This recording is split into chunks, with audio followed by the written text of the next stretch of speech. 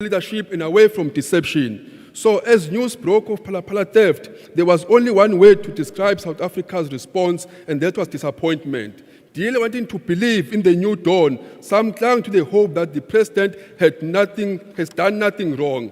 Thus, a second wave of disappointment washed over our country 2 weeks ago as the report of Section 89 panel found that the president indeed has a case to answer. The IFP has considered the report of the independent panel, and we believe that it could not have come to any other conclusion based on the information before it. We therefore support the recommendations of the report as the IFP.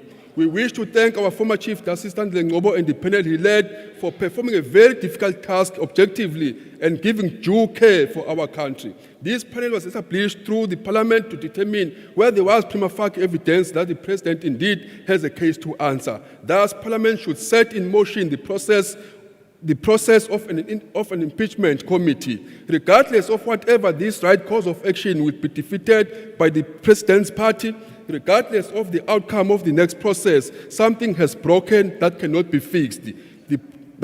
fixed. South Africa cannot trust the President anymore. Worse to this is that this trust was not only to the President, but to the present promise of a new dawn, promising honest leadership. Now we're left asking, is there any among them that is beyond reproach? The temptation is to say, bear the devil you know than the devil you don't. Because for us, President Cyril Ramaphosa was the only hope we had in the ANC. He stood against the factions that fought to impose radical economic transformation at any cost, and in fact, at the cost of our ailing economy.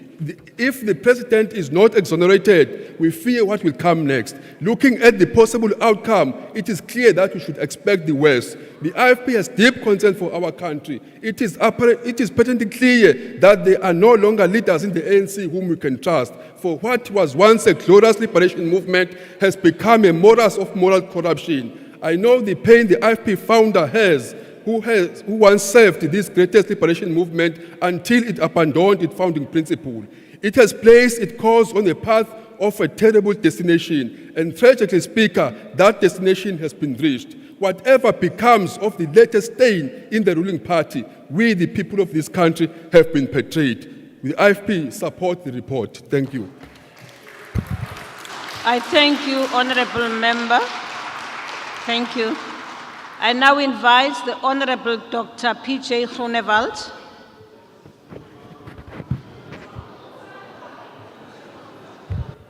Geachte Speaker, on the 9th of June this year, we had a debate on the Phala issue in this House. Yes, we did. And my advice to the Honourable President was to come and take the public in his confidence and give the answers. Because the President is on record where he said that he did nothing wrong, that he didn't break any law. So then it is just common sense that if you have nothing to hide, that you will come forward and take the people of South Africa in your confidence and give the answers. But again, the President decided differently. Now, firstly, there's no doubt that in this whole issue, the decision of the President is not in the best interest of South Africa, but only in the best interest of himself and in the best interest of the ANC. In terms of Section 83 of the Constitution, it says quite clearly that the President must uphold, defend, and respect the Constitution of South Africa. Now, Honourable Speaker, if the President had respect for the Constitution, he will avail himself to be accountable to the National Assembly. If we go and see what the Zondo Commission found, it was clearly stated that the President himself didn't take enough steps to ensure accountability. The former speaker apologized to the people of South Africa, saying that they failed to hold the executive accountable. Now, Chairperson, if the President respects the Constitution, he will come forward and then answer to this House to ensure accountability. And why do I say it's common sense? Yes, you can go to all the courts, you can go to the Constitutional Court, but it is a fact that the President himself said that there was foreign money at his farm. Whether it's $580,000, whether it's $1 million, whether it's 100,000 is irrelevant. The fact is that he admitted an amount in foreign currency. Now, Honourable Chair or Speaker, it's common sense to ask them, well, did you comply to the regulations to declare it? It is common sense to ask, if you want to say it's a company, did you pay VAT, for instance? It is common sense to ask, why did you wait so long? It is common sense to say, well, why did you stuck them in furniture? Those are common sense. And Honourable Chair, what the people of South Africa wants is answers to those common sense questions. En die feit dat die agbare president dit nie doen nie, skop hy eintlik die mense van Suid-Afrika in die tande en sê, ek is die president, ek is nie verantwoordbaar aan julle nie, en buitendien is die ANC se belang baie, baie belangriker as die belang van Suid-Afrika. Ons sal wel hierdie verslag aanvaar. Dankie. I thank you, Honourable Member. I now invite the Honourable Reverend Mishwe.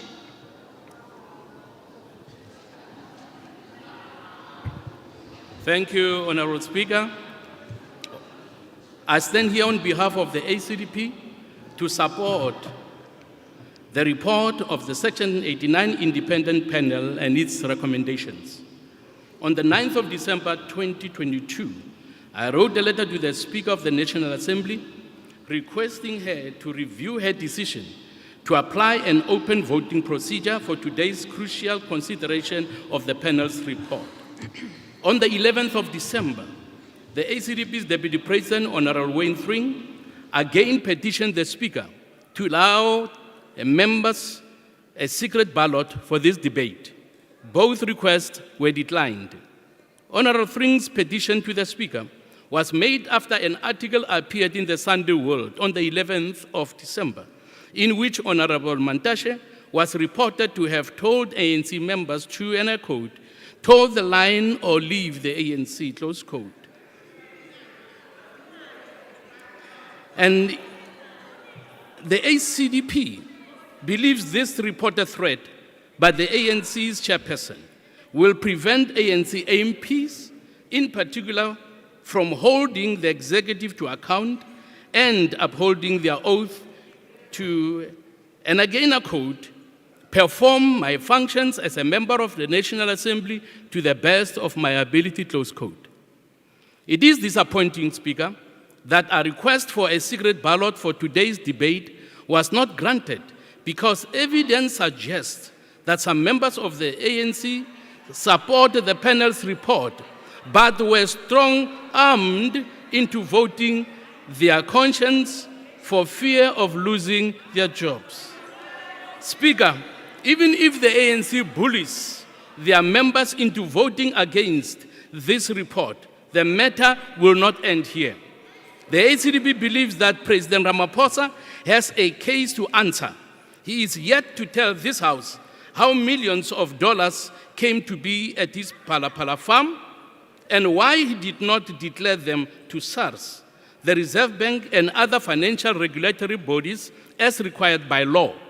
He must still explain why the theft of that money was not reported to the police, and he must shed some light on who the Sudanese businessman, Mr. Mustafa Mohammed Ibrahim Hazim is. Is it true that Mr. Hazim carried the sum of US dollars to the value of 580,000 in cash to the president's farm? And if so, was that forex declared at immigration when he entered South Africa? The ACDP calls on President Ramaphosa to stop being evasive and be honest with the people of South Africa by answering the many unanswered questions. We further call on all members of this House, particularly the ANC members, to vote today for accountability, transparency, and according to their conscience, without fear or favor. Thank you. I thank you, Honorable Member. I now invite Honorable Olomisa.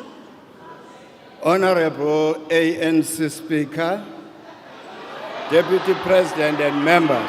Honorable General. Okay. Tata Mama. Okay, I'm not an ANC speaker. Are you a member of ANC? I am a member, yes, you are right. All right. But I am not a speaker of the ANC. Stop. I am your speaker, by the way.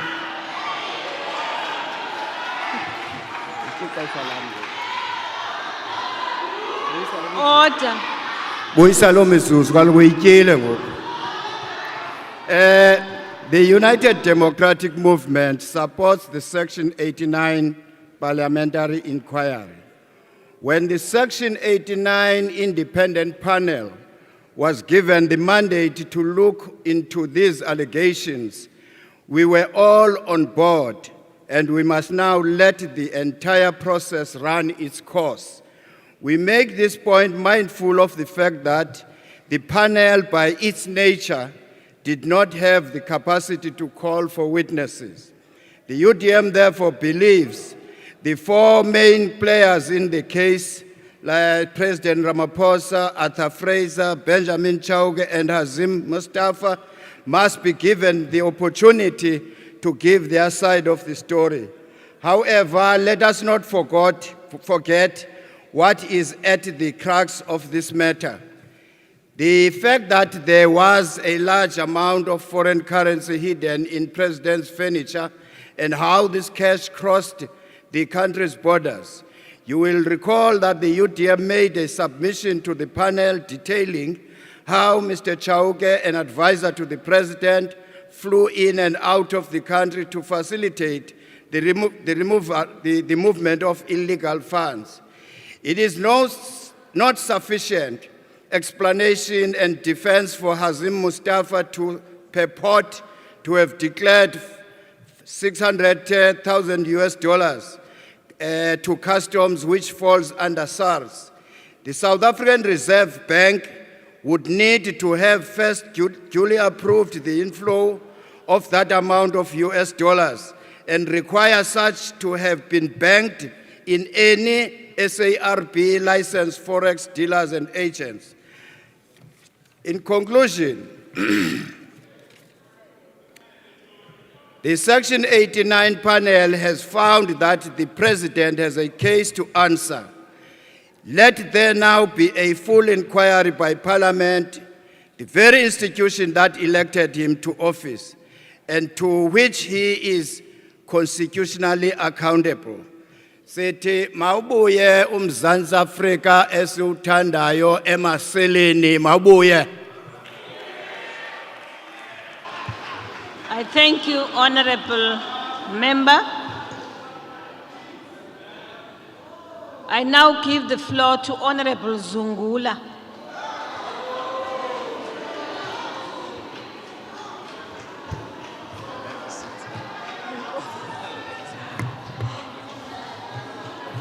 Mandibulele Speaker. I thought uzonikeza ixesha elininzi kodwa masiqhube. Speaker, this is a watershed moment in our Parliament. Parliament today will either affirm that no one is above the law or some people are above the law. It would be a travesty of justice if Parliament takes a resolution that the President should not be given an opportunity to clear his name with such serious allegations hanging over his head. It is only Parliament that is empowered to investigate the constitutional breaches and acts of misconduct of the President. The Parliament cannot be told to wait for the investigations of the Hawks, NPA, Reserve Bank and SARS. The heads of these institutions are all appointed by the President. It is only Parliament that is not at the mercy of the President, as our stay here is dependent on the people who elected us to hold the executive accountable. The independent panel report merely states there may be violations to the Constitution.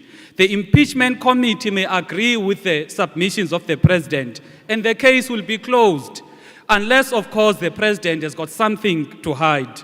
The only rational resolution Parliament can take is to have the impeachment committee. So all of the things the President is raising in a wrong forum, which is the Constitutional Court, can be dealt with here in Parliament. The Parliament commissioned a panel of experts. These experts concluded that Parliament may investigate the matter further. How can Parliament reject a report from a panel it mandated to look into the matter? A rejection of the report merely means Parliament is violating its constitutional mandate of oversight and accountability.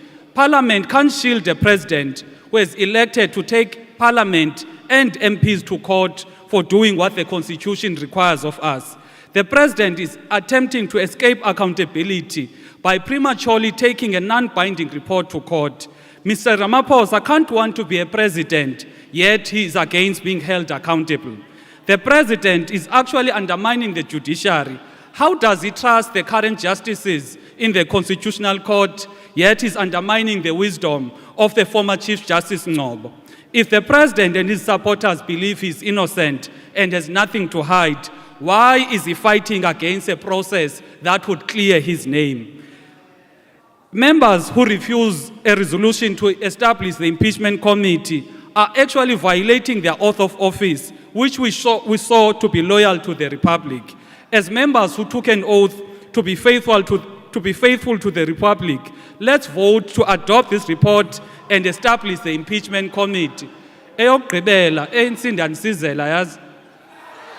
You are made to defend into engayaziyo. You know nothing about palapala, akho kwamali ezekuni, but you are made to defend into engayaziyo. Vote in support of your accountability. Vote in support of oversight. Thank you. Thank you, Honorable Member.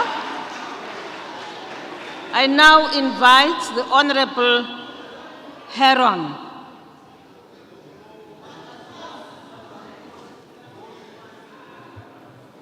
Thank you, Madam Speaker.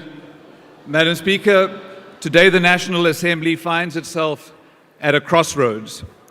It's an opportunity to break away from the culture of impunity that has eroded this House over recent decades and show that Parliament can indeed perform its job in holding the executive to account.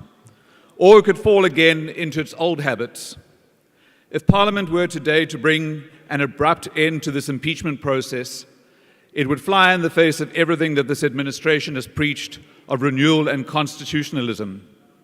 South Africa needs leaders who are morally, ethically, and legally unimpeachable. No person is above the law, and the rules adopted to give effect to Section 89 of the Constitution must take their course.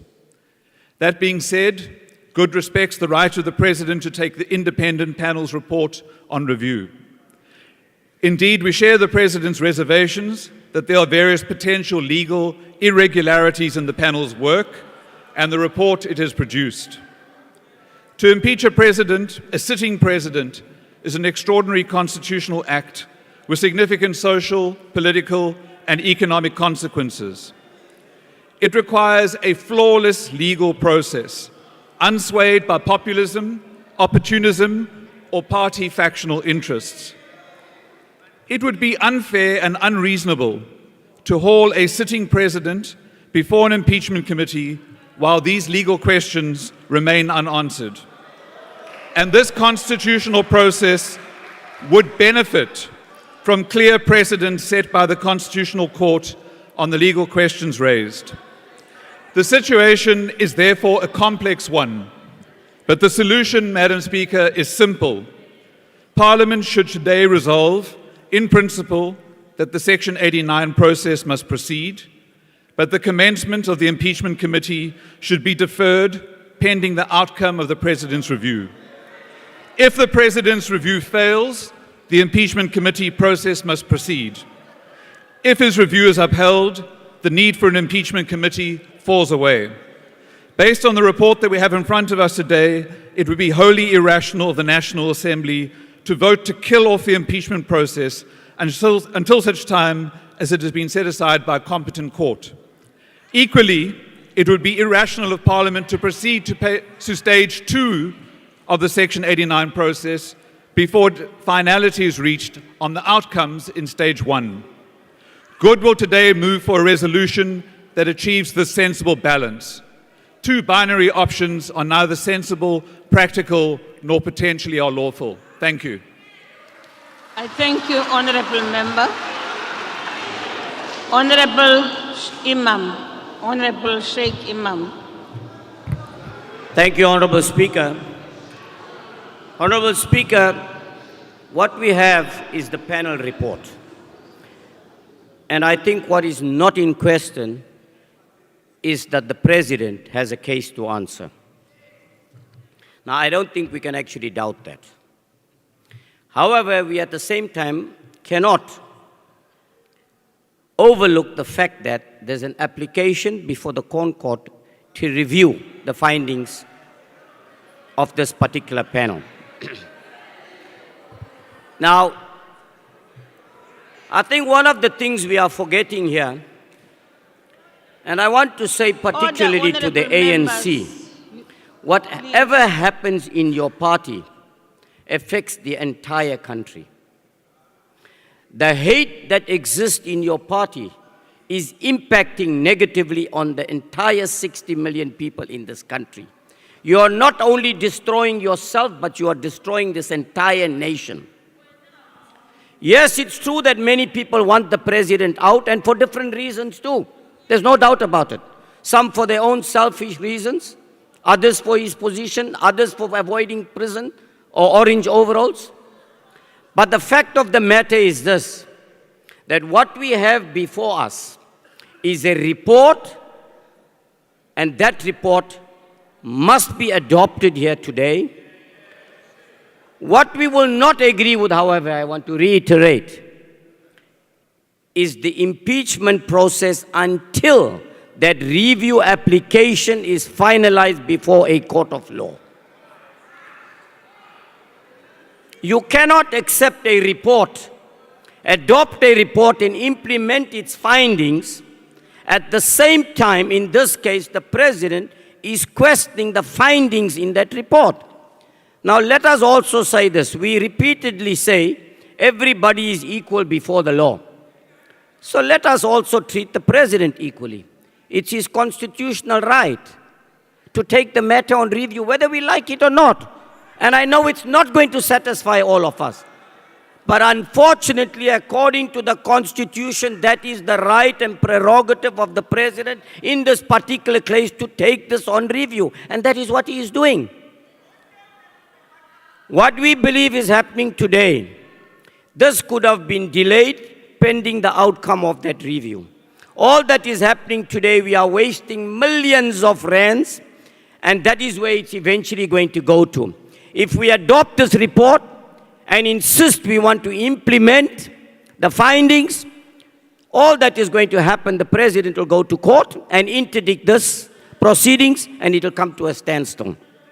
So while we will support the adoption of this report, we don't believe that this process should continue until the review application is finalized before a court of law. I thank you. Thank you, Honourable Sheikh. The Honourable the Minister of Justice and Correctional Services. Thank you very much, Honourable Speaker. We are here to debate the contents of the report and not to character assassinate the individuals who compiled the report. We will differ with them with respect. The President has exercised his rights to take the report on review. The opposition parties that are criticizing him for going to court, they go to court daily in this parliament on parliamentary matters. The president, like any South African, has a right to exercise his rights. The opposition, they must also respect that right.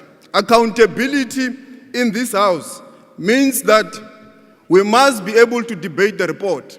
And this is the founding of the Nkandla matter, the economic freedom fighters versus the President of the Republic. It did not say that we must not scrutinize the report. The report says that we must debate, we must engage, and decide whether we are adopting or we are rejecting the report. And that is what we are doing here as Parliament. We are holding the President accountable through this debate. It is not true that by rejecting the report, we are not holding the President accountable. The debate itself is that process of accountability. And that's the reason it was envisaged in terms of the rules that we will either reject or adopt. Even the judgment in Nkandla said that the Parliament will then debate, consider, deliberate, reject, or accept the report. That is what we are going to do. As the ANC, we do not agree with the adoption of the report for the following reasons that I'm going to state. If my colleagues on the left can be patient, I will come with them very slowly. In terms of the rules of Parliament, in terms of these rules that Parliament has adopted, in terms of 129 GB, we can only commence the impeachment process if sufficient evidence exists. Does sufficient evidence exist? In paragraph 80 of the report itself, the panel says it did not have sufficient evidence. There are various institutions that are still to conclude investigations, including Honorable Zungula, the Office of the Public Protector, mandated by the Executive Members Ethics Act to be the only institution to deal with members of the executive issues of their own personal remuneration. The Public Protector and these other 8 institutions have not finalized their investigation. This panel could have said we are going to wait for these findings. If they felt that they don't have the power, they don't have the time, like Zondo did, they could have requested Parliament to extend like they did once. Zondo requested many times until we got tired, but we still respected his because he wanted to produce a quality report. This panel could have also done the same. They did once to the Speaker and they were granted. If they still needed further information, we could not be sitting here doubting the process of the panel, its content and its outcomes. And there is one clear demonstrable example in the panel's report. They cite a Media 24 report, News 24 report of the 6th of September, because they were given by Honorable Zungula and members of Parliament, which was not responded to. And they say this Mr. Hazin does not exist and it's not clear how the money came into the country. On the 8th of September, News 24 published a report confirming the existence of the same person. But the panel says because of the rules, they had to ignore what is in the public domain. The report of the panel still says they doubt if this person exists. But on the 8th of September, before the report was released, News 24 confirmed this person exists. They confirmed that there was this process that was undertaken. And very recently, Sky News, just by the scratching of the surface, confirmed the existence of this person. How do we then adopt this report that did not conclude to get sufficient evidence to start the process to impeach a sitting president? The panel's report has set the bar too low to impeach a sitting president. They compare their report and the process that they undertook with the report of the Public Protector. They say in the Public Protector, in their own words, the panel, they say that in the Public Protector's report, they contrast the work that was done in paragraph 72. They say with the Public Protector, they were required to get what is prima facie evidence. They say in contrast to this, they are expected to get what is sufficient evidence. But what the panel does, they conclude that no, this thing is the same. Both prima facie and insufficient evidence is the same. It cannot be the same. Sufficient evidence, it's a higher standard than prima facie. And that's why, even when you go into the Constitution, it speaks about the removal of the public protector. When it speaks about the president, it speaks about the impeachment of the president. The standard is higher on sufficient evidence. The evidence must be there, it must be concrete. There must be no doubt that this evidence is here and is sufficient to commence this process of the impeachment process. We do not have that sufficient evidence. We do not have grounds to proceed with this debate, with the process to impeach a sitting president. Therefore, my friends from the opposition, I've got very good bad news for you. We will not support this report because it does not have what the rule says it must do. And I want to ask from the opposition, are you going to agree for your members to vote against the adoption of the report? Can Mr. Steenhuisen free your members to vote, because we have now convinced them that there is no sufficient evidence to impeach the president. We now know, Honorable Zungula, free your other members. They must not proceed because there is no sufficient evidence. There is no reason for your members to proceed because there is no sufficient evidence.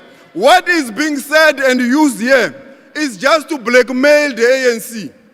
That the ANC, it does not want its members. The ANC has always been a constitutional organization, an organization that respects the constitution of this country.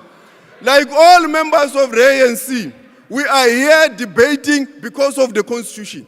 We are here to hold the president to account because of the constitution. We are here to hold all members of the executive ourselves because of the constitution. We respect it. That's why we are here. We are not running away from the debate. If the president wanted to run away from the debate, he would have also interdicted the debate. But the president just took the matter on review to show that he has got grounds. He does not agree with the report. But he does not stop this parliament from debating. He says this parliament must continue, it must debate, it must hold the president to account. And that is what we are doing. There is nothing untoward. You cannot blackmail us to agree with you that it will only be accountability if it is accepted that there must be an impeachment process. Even if there is no impeachment process, it is still accountability. Accountability is the work that we are doing here to scrutinize the report, to scrutinize everything, and we are here saying, in fact and in law, the report cannot stand. Thank you very much. We do not support the report. I thank you.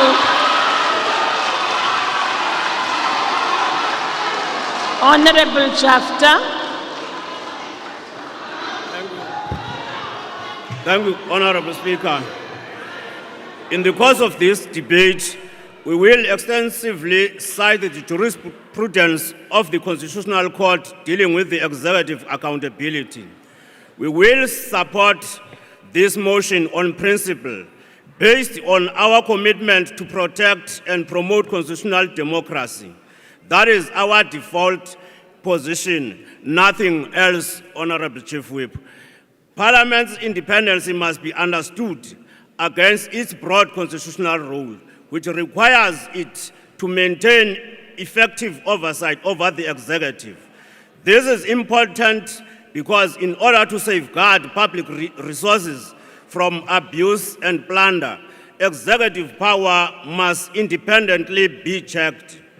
This independence is grounded in the Constitution, which requires the Assembly, I quote, to represent the people and to ensure government by the people under the Constitution, close quote. When there is an impeachment motion against a sitting president, the Assembly must carry the wishes of the people without fail. Given the office that the president occupies, described by the Constitutional Court in the EFF case as, I quote, the highest calling in the land, close quote. The Assembly members must be able to freely vote on any motion involving the President, Honorable Speaker. The court went further to say the nation pins its hopes on the President to steer the country in the right direction, accelerate our journey towards a peaceful, just, and prosperous destination. Honorable members, the Constitution is what must guide the President. He takes an oath of office to obey its tenor. We were told by the Supreme Court of Appeal in 1999 in Patricia DeLille versus the Speaker of the National Assembly that no president, however formidable be his reputation or scholarship, can perform any act which is not sanctioned by the Constitution. From a purely constitutional stand of view, the President cannot bypass the Constitution and its limits in the course of performing his functions. Honorable Speaker, our position on this motion is therefore informed by this rich jurisprudence. Accordingly, evidence must be led and facts sift through to establish the veracity of the claims made in the panel report. Thank you, Honorable Member. Thank you. Thank you. The next speaker, is Honorable Matisha.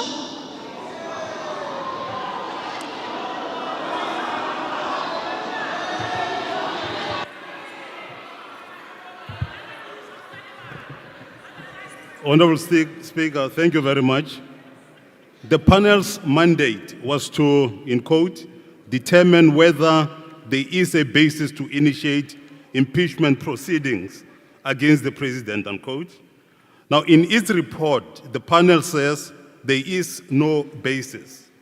The panel based its conclusion on what it says are loopholes, inter alia. One, the absence of both written and oral evidence. Two, that in some instances where there is written information, such was not written by members but by other people. Three, absence of enough time to collate all information required by the panel to emerge with what one could refer to as the empirical evidence. Now, to quote a few so-called loopholes, in paragraph 80, the panel says, quote, "We are concerned that we have not been given all the information that is available on Phala issue."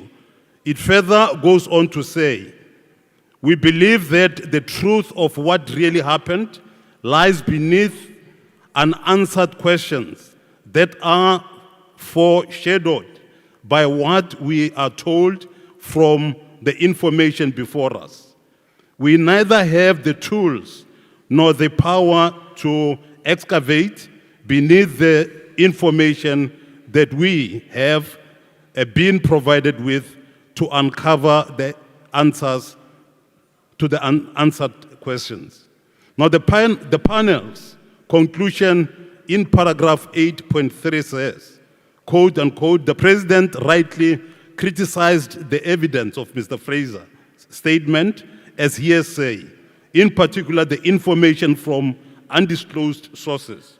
We are mindful of the dangers of hearsay and caution to be applied in approaching such evidence." Now, that is what is there in the report. Now, in other words, the panel rejects the authenticity of all information presented to the panel by Mr. Fraser. This means that the uncontested conclusion that the panel only used hearsay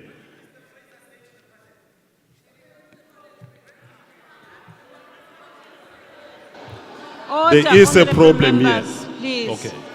Order. Now, I must say that it is unfortunate that the panel failed to ascertain whether Rules 3.1 of Members' Ethics Act, 34.1 of PRICA, which could have without doubt given the panel the differences between the common law criminal offenses like theft, housebreaking versus corruption by president.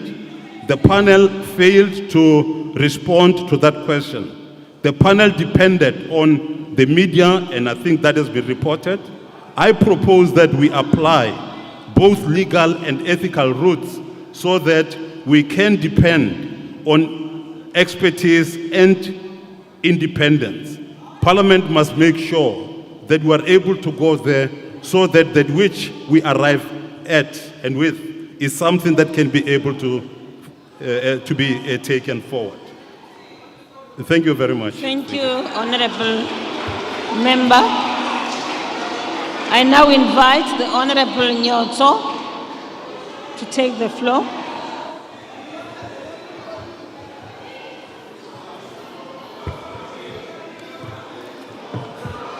Speaker,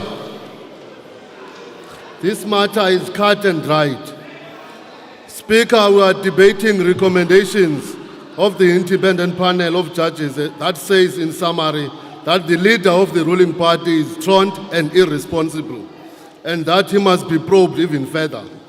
We in the PAC agree that the state president must face investigation into the Pala Pala game farm shoddy business. It is scandalous. A whole state president not able to explain himself while disabuses the machinery of the state for his personal gain. He definitely needs to be probed. We do not have to jump to conclusions. However, the ladder of inference so far makes it difficult to us to avoid looking at the moral scruples of the governing party and its entire leadership. They have certainly lost the aura and gravitas of leading the people. The Tsotsis element have long taken over in the governing party. The thieves rule the roost. It is even questionable whether they have been in the liberation movement to fight for the restoration of human dignity and total freedom to a colonized African people. The Africanist pioneers, the founders of the PAC, saw this coming when you adopted the freedom charter in Kliptown. The inference we are able to draw from this is that their unscrupulous leaders only think about their stomachs and meaningless pleasure-seeking activities. This probe should not sidetrack us from the collapsing economy and dysfunctional state-owned enterprise under their watch. They face a long indictment list as we go to the voting stations in 2024. That is where the masses of the people will say their say. Azania deserves better. Thank you very much, Honorable Member. The next speaker is Honorable M.G.E. Hendricks.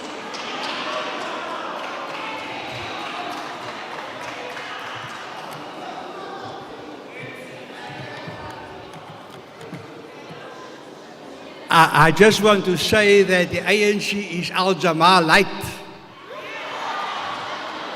Chief Albert Lutuli's 10 political commandments, gracefully explained by Dr. Pali Lohola at the recent 16th Memorial Lecture, reminds honourable members of this House of Parliament its true cause, that is the liberation of its people, to lead its people with honesty, integrity, without any greed for personal gain and any theft, but to pave the way for a better life for all, to establish a roadmap for peace and stability for the new generation, and not to trample on the graves of those who made the ultimate sacrifice with their lives.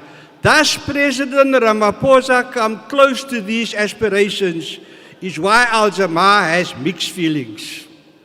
The Pala Pala report is merely a preliminary inquiry that has allegations of 3 or 4 political parties, that has no evidentiary muster. The panel's recommendation comes nowhere to a finding that there was a gross violation of the Constitution to merit impeachment. Al-Jama-ah feels that the report must just be noted. The media has created a sensational narrative and it is time for them to sober up.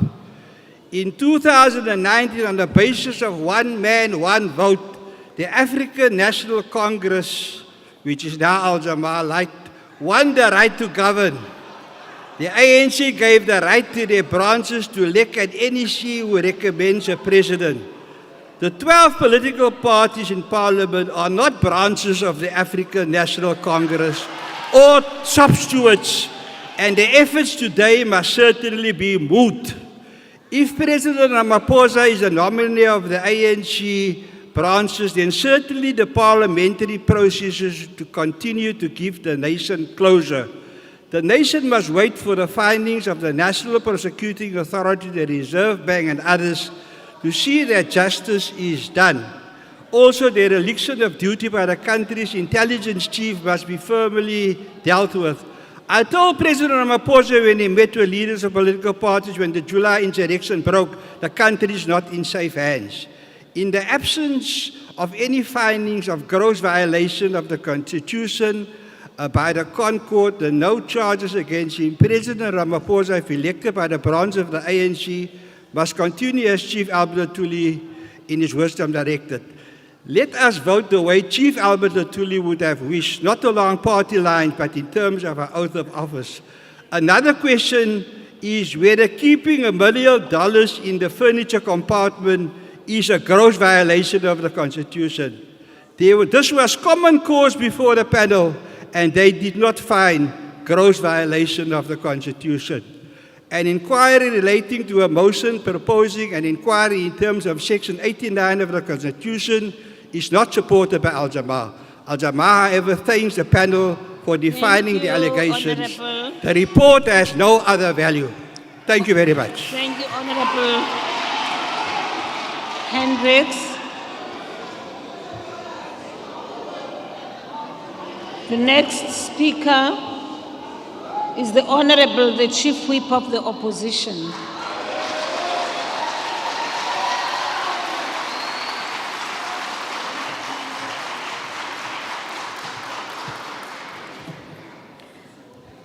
Speaker, much has been said about this vote today.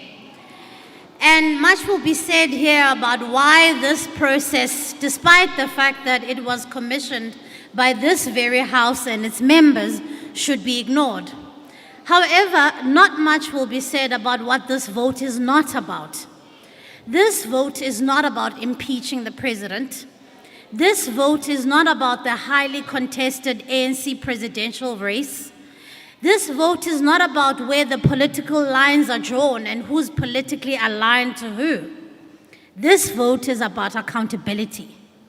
This vote is about the Constitution that we all swore to uphold and the commitment that we made to South Africans to be lawmakers who respect the rules of this House and, by extension, the people who sent us here.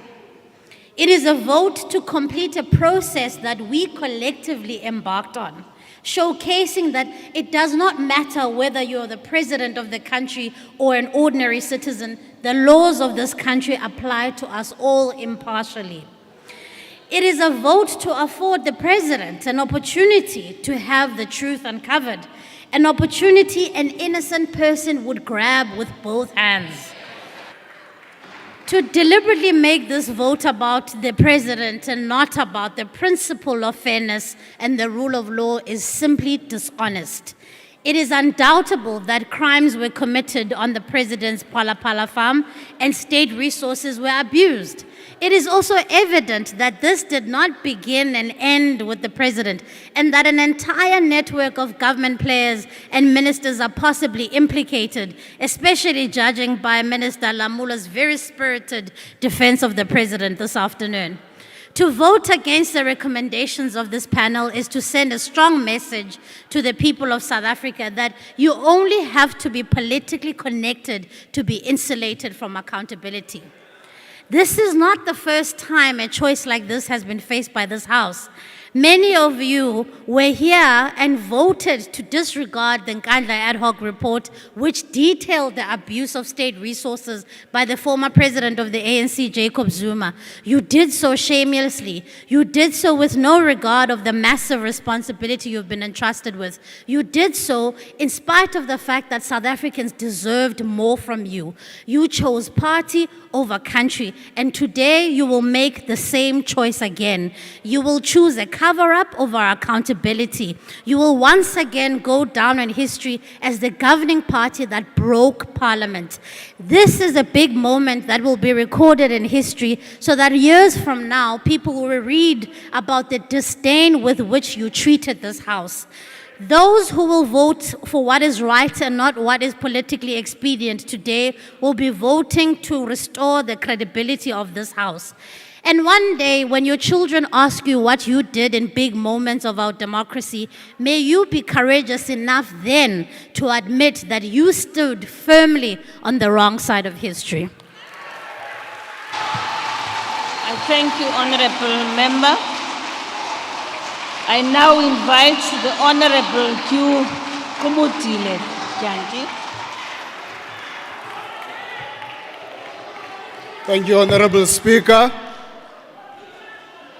Let me recognize our number 2, Deputy President Mabuza. The African National Congress has been entrusted with the people's mandate of leading the nation. This is a duty of honor, and we accord the revered commitment to ensure that people's power realizes the creation of an equitable and just society. Since the beginning of the 6th administration, strengthening the state institutions and combating corruption are some of the ANC's critical priorities to improve the state capability to bring about socio-economic transformation. Since the release of the preliminary inquiry report by the independent panel on the removal of the president, our nation has been confronted by political and economic risks which have led to uncertainty. Just a few factual facts of the journey and the attempts that have been made. We should recognize that since the beginning of this 6th Parliament, a motion of no confidence to the President was proposed by the ATM since 2019. It was resuscitated this year, and they withdrew it due to the court not agreeing with their position on a secret ballot due to their self-created urgency. The EFF would have repeatedly intended to do the same. The Democratic Alliance has tabled a motion of no confidence on the cabinet, including the president, which was considered in March 2022, and the House did not support that. The Democratic Alliance went further to sponsor a motion for the establishment of the ad hoc committee on Pala theft, itself not supported. Recently, this unprincipled alliance of opposition parties, whose sole objective is to remove the ANC, have also resolved to table a motion of no confidence on the president based on this preliminary report.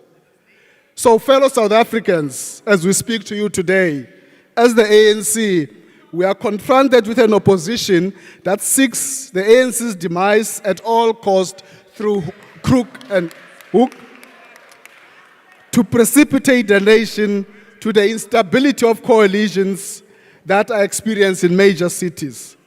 These hypocrites from these opposition parties do not consider the stability of the country and the recognition of the people's will, which has given the ANC the mandate to lead the nation.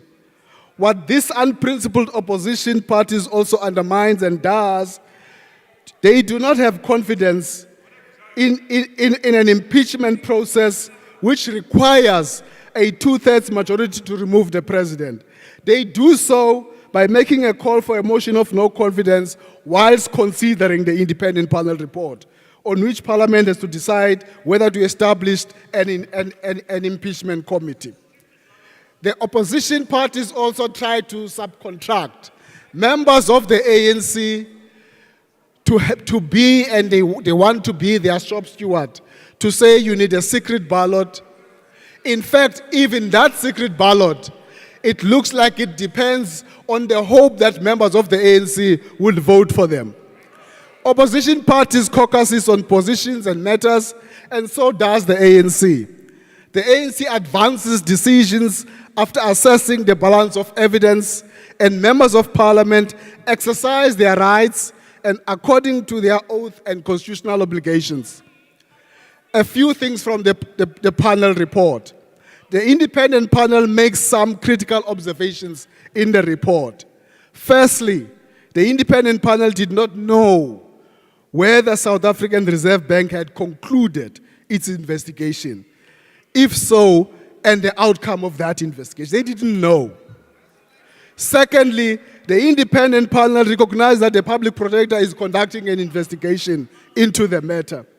Thirdly, the South African Police Service is investigating the conduct of presidential protection services, and the panel did not know whether these investigations have since been completed, and other institutions such as the South African Revenue Services, the Financial Intelligence Center, as well as Home Affairs. Fourthly, and more significantly, the panel was not made aware of progress, if any, that the Hawks have made with regard to their investigations into these allegations by Mr. Arthur Fraser against the president. And in all of that, we are asked to support a report that is so full of doubt. The panel itself is doubtful about its own work. In paragraph 48 of the report, the panel explains that the panel is required to consider, as Honorable Lamola would have indicated, preliminary inquiry relating to a motion and thereafter make a recommendation whether sufficient evidence exists to show that the president committed any of the three grounds in the Constitution. To determine prima facie evidence, the consideration made is whether any complainant or applicant furnishes proof of which, if uncontested or uncontradicted, will stand to be accepted as truth and factual. The panel in the report is uncertain about the substance of the evidence it received from these three parties, EFF, UTF, and ATM, and the president. It is unsure whether the president has committed any acts that constitute a ground for removal because there's no sufficient evidence. That's from the panel. On the issue of money laundering, Honorable Malema, this opposition argues that there are issues of money laundering. Money laundering is regulated by the Prevention of Organized Crime Act, the POCA Act, which defines that money laundering at Section 4 is any person who knows or ought reasonably to have known that property is or forms part of the proceeds of unlawful activities. This would be a false and misleading assertion to argue that the president committed money laundering, as the panel report also does not know the origins of the money found on the president's farm. There is no evidence or prima facie evidence that the source of money is the proceeds of unlawful activities. That is why Rules 129P concerning recommendations focus on recommendations not being binding. This means if the panel recommended an impeachment committee, the Assembly reserves the right not to adopt the report or to adopt the report.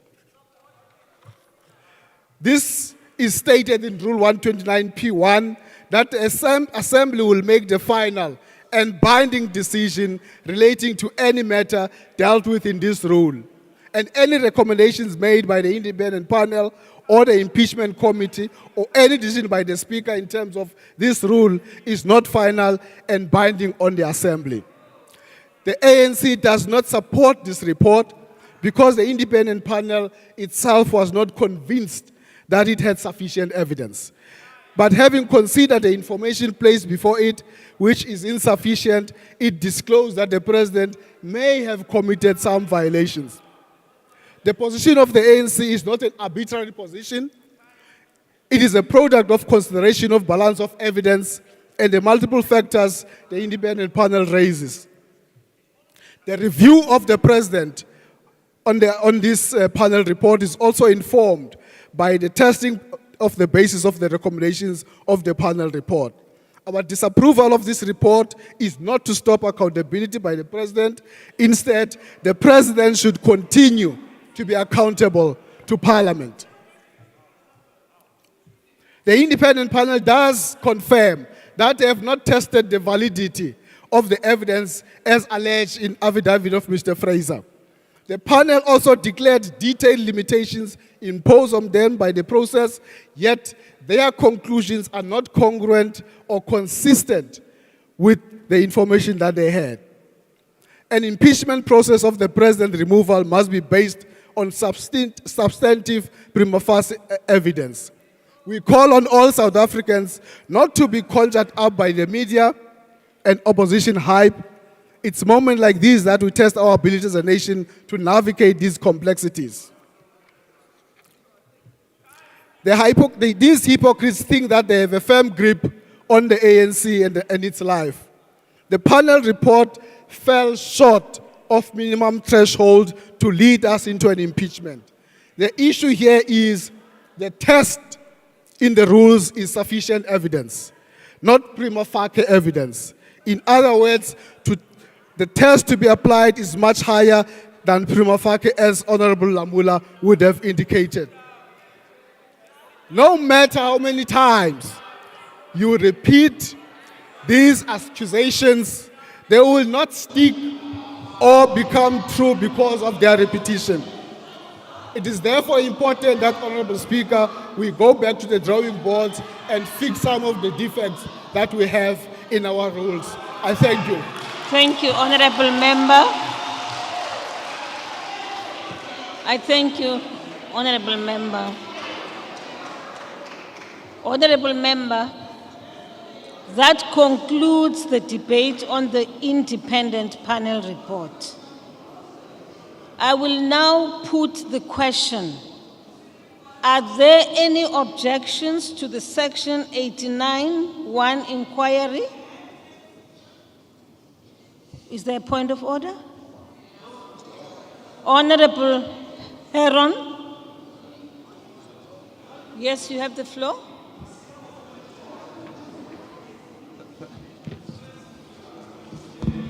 Thank you, Madam Speaker. Madam Speaker, as I indicated, we wish to propose an alternate resolution in terms of Rule 121(1) of the Rules of Order. May I present it? Yes, you may proceed. Thank you, Madam Speaker. The alternate recommendation or resolution that we're proposing, that the National Assembly resolves that given that the President has applied to the Constitutional Court to review and set aside the report of the independent panel, that the establishment and appointment of an impeachment committee is deferred in terms of Rule 129K2, pending the outcome of the President's review, and 2, if the President's review fails, to the extent that any part of the report is upheld, which found that the criteria in Rule 129G1B were met, then the impeachment committee must be established and appointed to commence the Section 89(1) inquiry. Thank you. I thank you, Honorable Heron. Honorable members, Rule 123 provides that any motion or every motion requires notice, except those draft resolutions specifically exempted by Rule 123, which includes a motion for the postponement or discharge of any order of the day. And therefore, Honorable Heron, essentially you are moving that the establishment and appointment of the impeachment committee should be deferred pending the outcome of the President's review application at the Constitutional Court. A motion for the postponement or discharge of an order, right, of the day in terms of Rule 123(1)(c) should have been done right at the beginning of the proceedings. As you did not move this motion prior to us debating the order, it can only be assumed that your proposal was in fact intended not as a postponement motion, but an amendment to the question that has now been put. This amendment is equally out of order in terms of Rule 121(I). In the instance the question before the House is that Section 89, order.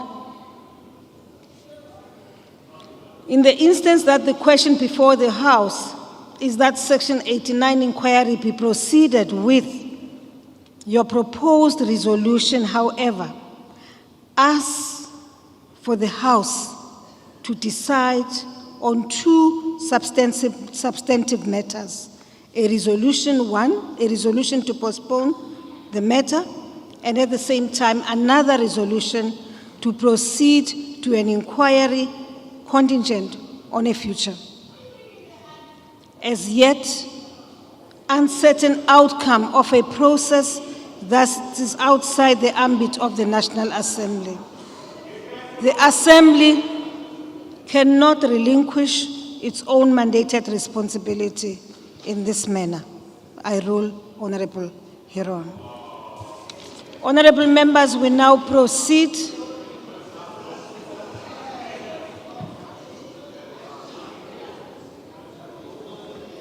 Honorable members, I proceed. I will now put the question: are there any objections to the Section 891 inquiry being proceeded with on the basis of the independent panel report and the matter being referred to the impeachment committee in terms of Rule 1291? If there are any objections, I now put the question. Those in favor of S89-1 inquiry being proceeded with and the matter being referred to the impeachment committee will say yea, and those against the Section 89 inquiry being proceeded with will say no.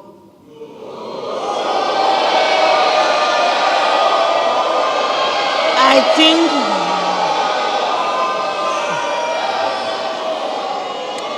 order. I think the noes have it.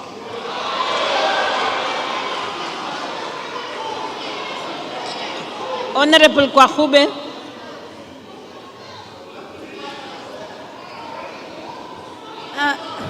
Speaker, the DA would like to call for a division, please. Honorable members, the DA has called for a division. And therefore, we will now,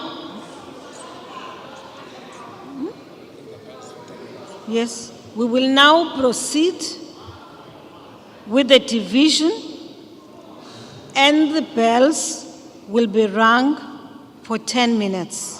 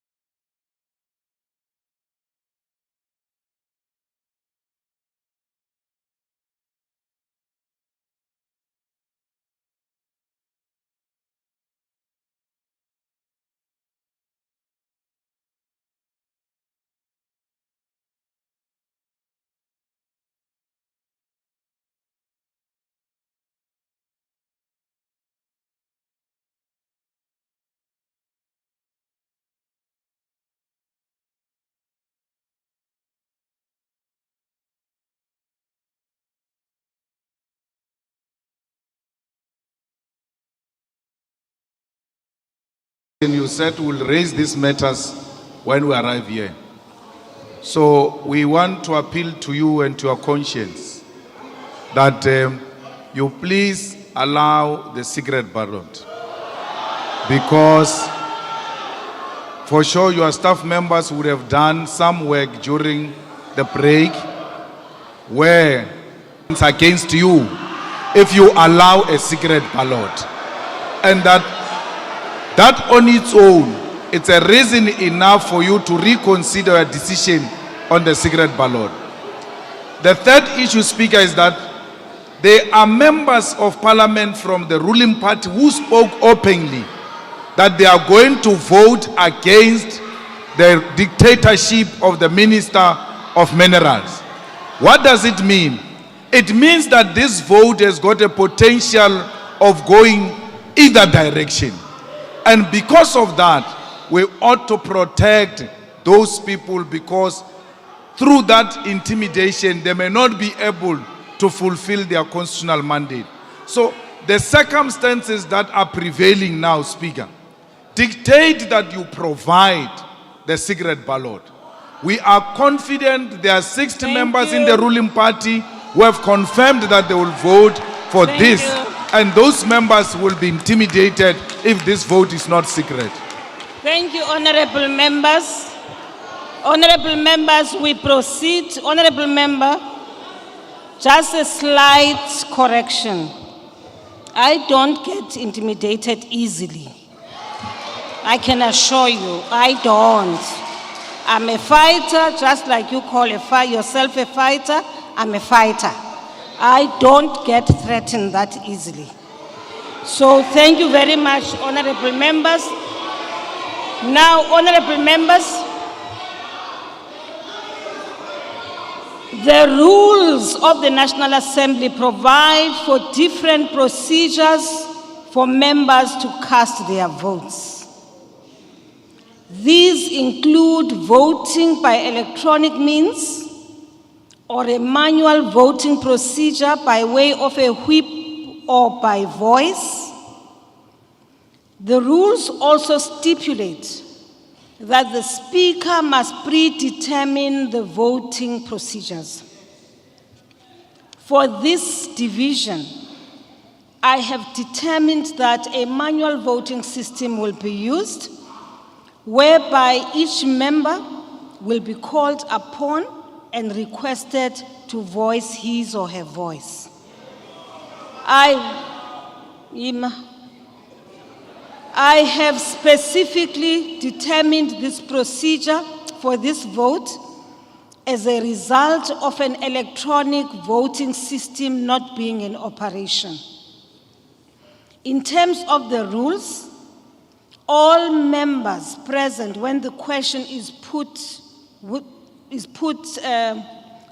to you who were indoors now are in here, and the doors are barred, and they must vote on record and abstention. This rule does not apply to a minister or deputy minister who is not a member of the House. Political parties have been requested to provide lists of members who will be called first when it is their party's turn to vote. After that party's list has been called, the remaining members of the party will be called alphabetically. The secretary will call each member from the membership list, starting with those from the majority party. Members will be called by their surname followed by their initials. In order to facilitate this process, I appeal to honorable members to indicate their vote only, without a preamble or a statement and without delay. Members must simply indicate yes, no, or abstain. In the event a member's name is called and they are present, but for whatever reason do not indicate their vote, an opportunity will be provided for such members to raise their hands after the last member is called from the list, at which point they will be recognized to cast their vote. Order. The question before the House is that the Section 89(1) inquiry be proceeded with. Honorable Member, point of order. No, Speaker, we want to place on record that we do not agree with the approach that you have taken in terms of this vote. And we are going to subject this process to a judicial review, which will include holding you personally liable for having taken purposefully a wrong decision, which is destructive, is going to undermine the democratic rights of members of parliament. Because there is a huge difference. The outcomes, if it was secret ballot, was going to be different as opposed to what you are going to be doing now. And we have demonstrated several times, humanly possible, everything we have done to illustrate to you that what you are doing is dangerous, it's not sustainable, and it's impinging on the constitutional rights of members to exercise their right of holding the executive accountable without fear or favor. So we're going to take you to court. Thank you. And you're not going to win this. We'll remind you when we come back that we have defeated you for taking irrational decisions. Thank you very much, Honorable Member. I now proceed. In the event, Honorable Kwangwa, and then Honorable Members, can I just remind you that when I am dealing with a point of order, no other member of parliament should raise his or her hand until such time I have concluded that issue. And I think it's something which we need to internalize. No matter how impatient we are, bear with me, allow me to deal with the matter, rule, and then you can raise your hand. Honorable Kwangwa, now we are in Londoke. Yes, as Honorable Shivambo was on the floor, you had your hand flying, please. Correct, ma'am. Thank you. Because I was waiting for my turn. But thank you very much. Speaker, look, our proposal and call for a secret ballot is really intended to try and safeguard the integrity of this process. And this one I did again, I was calm foot. It's intended, Yabona, they are drowning me out, I can't even hear myself speak. You know, Honorable Member, you are repeating. The UDM, I'm not repeating.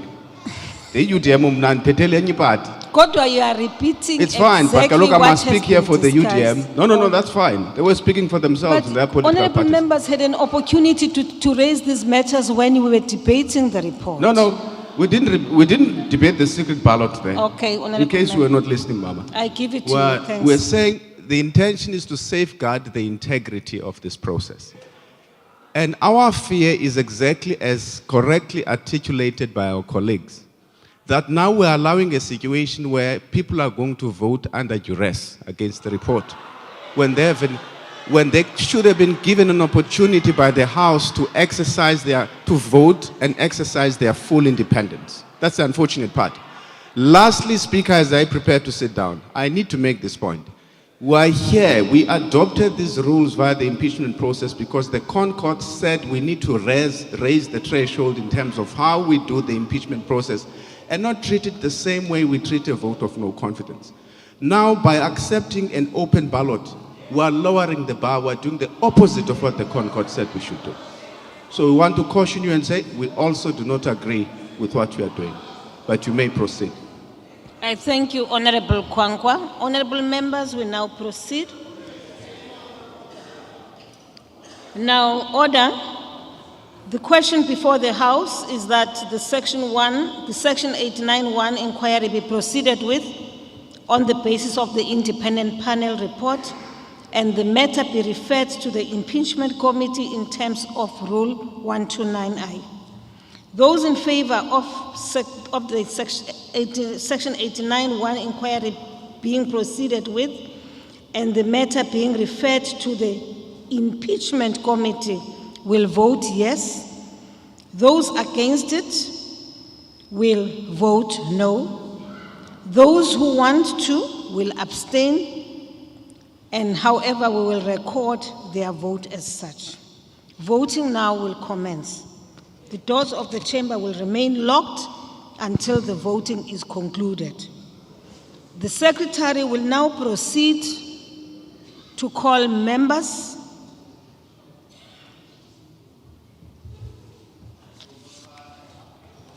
Majordina, PCP.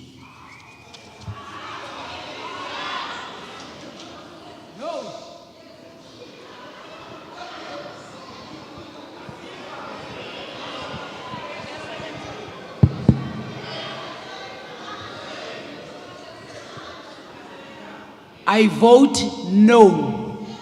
Thank you. Mabuza, DD. I vote no. Sinodi, SL. The answer is no. Pando, GNW. No. GNM, sorry.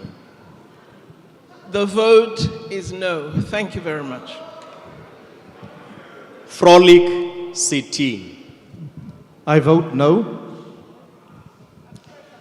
Buroto, MG. Ke a gana ke re aowa. Ndombela, MLD. I vote no. Dlakude, DD. Dlakude, DE. I vote no. Sorry. Lisuma, RMM. I vote no. Tele, BH. I vote no. Chrissy, BD. I vote no. Didiza, 18. Angivumi. Dlamini Zuma, NC. As a disciplined member of the ANC, I vote yes.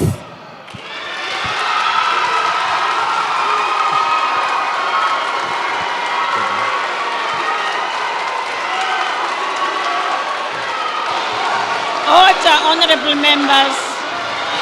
Order. Order, honorable members. Please. Order, honorable members, please. Thank you. Thank you, honorable members. Honorable members, please. Thank you. Godan, PJ. As a disciplined member of the ANC, I vote no.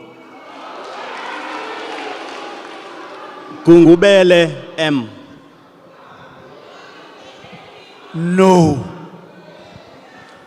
Kubai, MT. Anfumelani na swona na Kens. Lamula, Just RO. the honorable members, remember, I had made a request that there should be no preambles.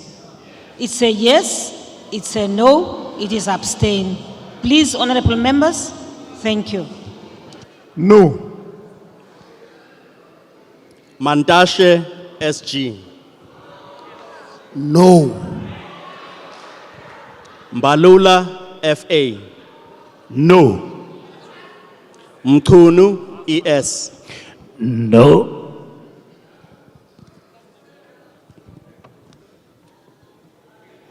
Modise, TR.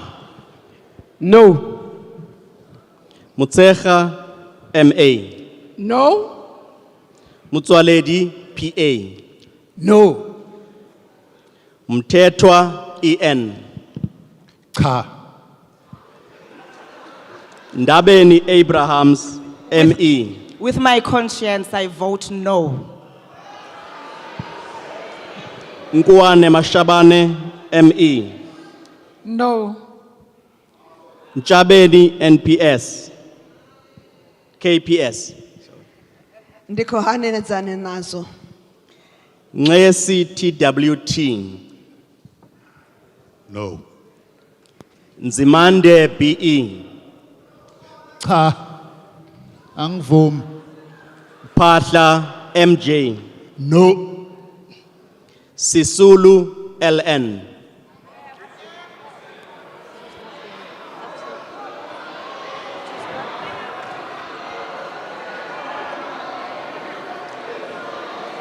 Sisulu LN. Zulu LD. Uno omkhulu. Bapela KD. No. Can you pronounce it proper? KO. KO, yes. Yes, sorry. No. Botes A. Near. Kappa RN. Hayi andizi. Chikunga LS.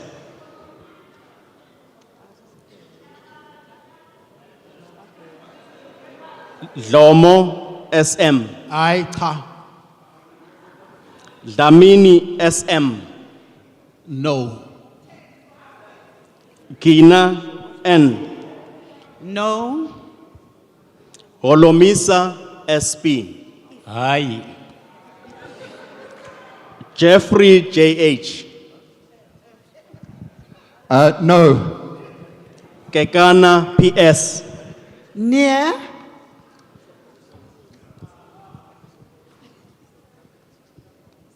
Kifit N. No. Kodwa NG. No. Mafu NN. Hayi. Magazi D. DP. Magazi DP. Mahlalela AF. Cha, angivumi. Mahlobo MD. Angivumi somlomo. Majola FZ. No. Makwetla SP. No. Manamela KB. No. Mapulane MP. A big no. Mashiko Dlamini NC. I'm KC. KC. No. Masondo D. No. Maswale GP. I vote no. Thank you. Matale CC. No. Mhaule MR. No. Muloi BE. No. Ngabane NP. No. Nzuza NB. No. Pilane Majake MCC. No. Siweya RL. RT. No. Siwela RT. Yeah. Siweya. No. Sikwacha M. Skwacha M. No. Soju MM. No. Chwete P. No.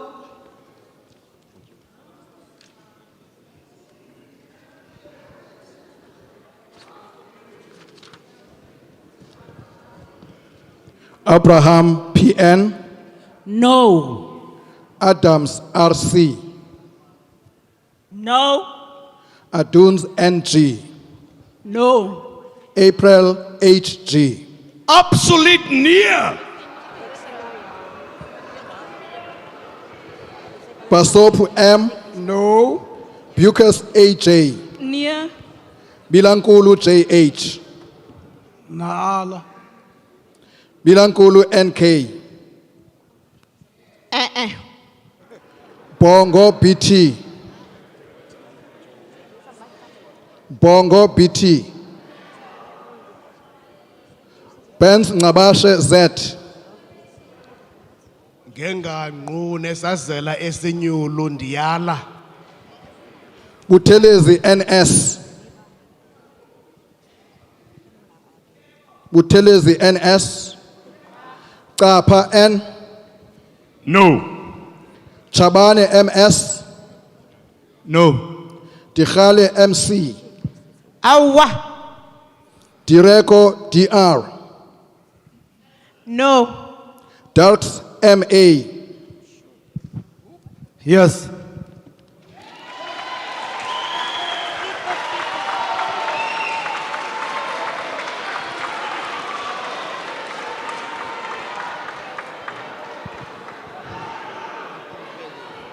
Dlamini M,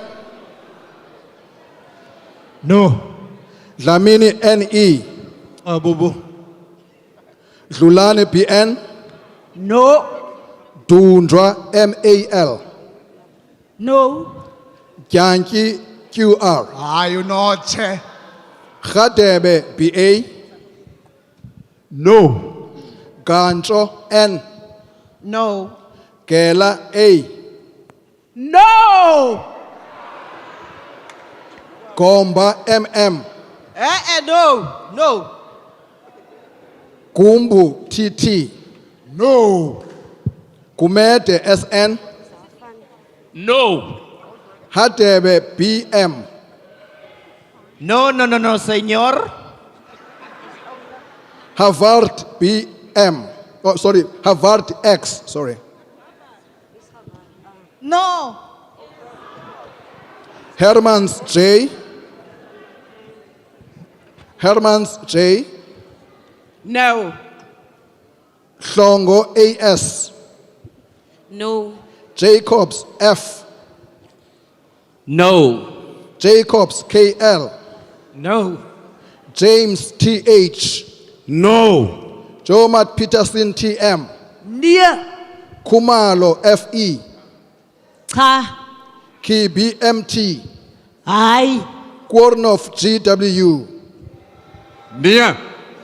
Kotampeko ZA, No. Kubeka NJ, Cha. Kula SM, Kula SM, Lechwase TI, No. Lechwase TI,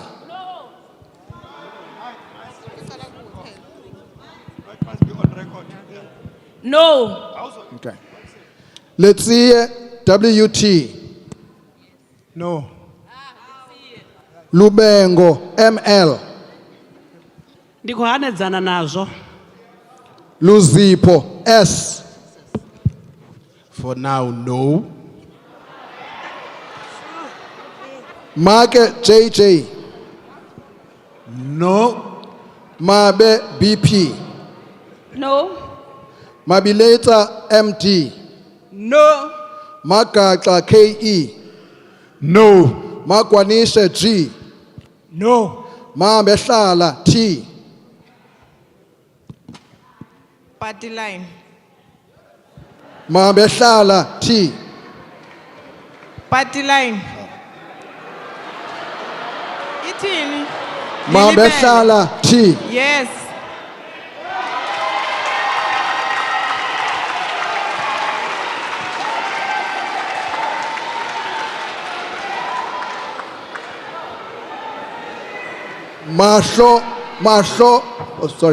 Mashaule MG, Mashaule No. MG, No. Masho NP, Naku. Mahumapilo SOR, I vote yes.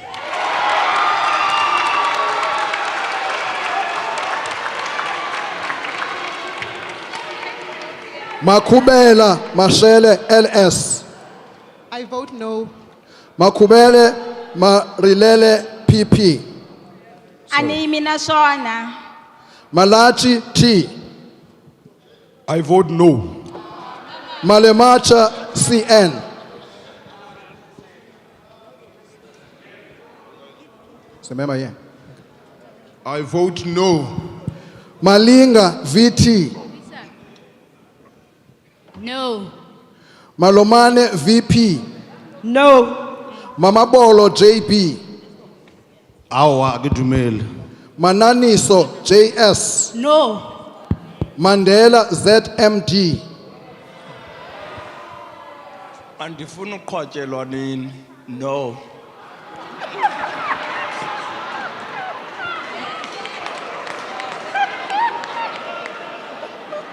Maneli BM.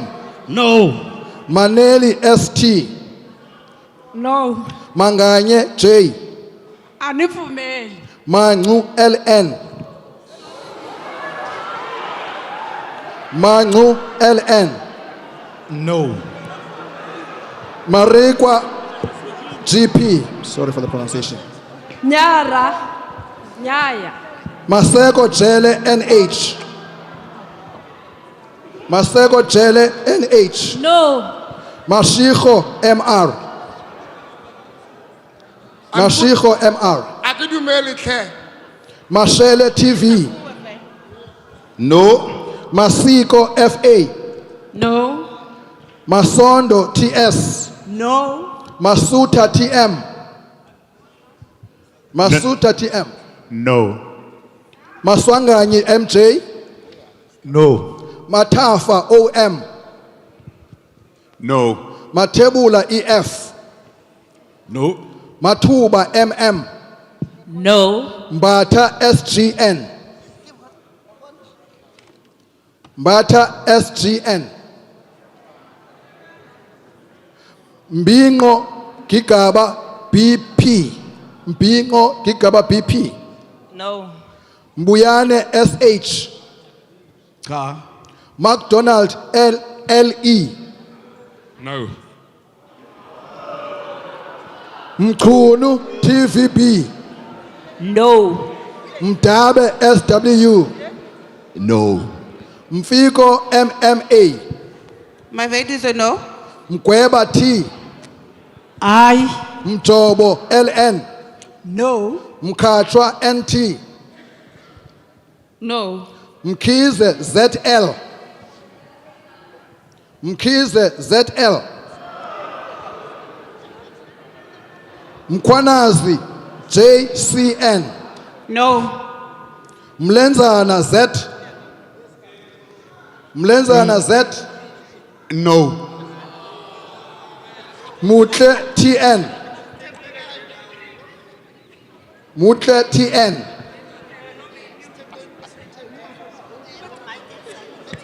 Mutle TN. Is the member not here? All right. Moache RM. No. Modise M. No. Modise PMP. No. Muela DL. Muela DL. No. Molala LE. No. Molikwa MA. No. Marwachesha PR. No. Morolong IK. No. Mos LN. Akruat Nia. Motaung NE. No. Motapo MRM. Motapo MRM.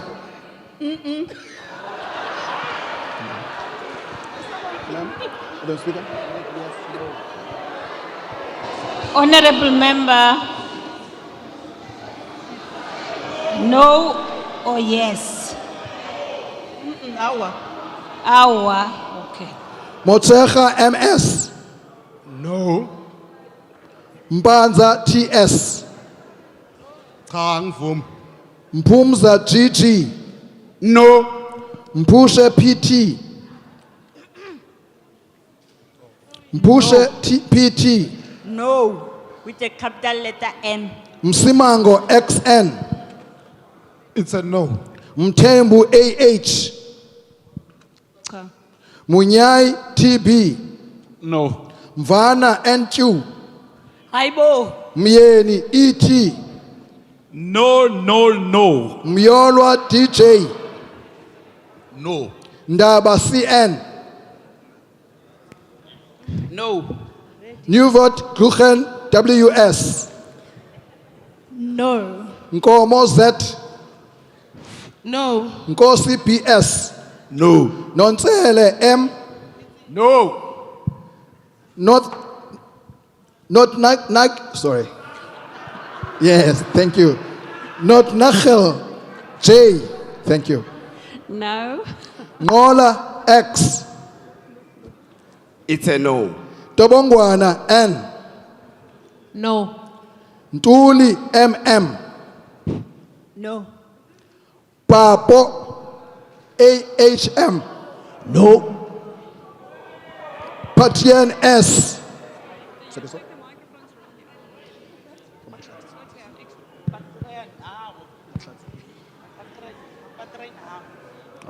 Matlazi KT. No, Chair. Peacock NP. No. Peters ED. No. Piri CM. Matutsi. No. Peterson ML. No. Pillay KB. No.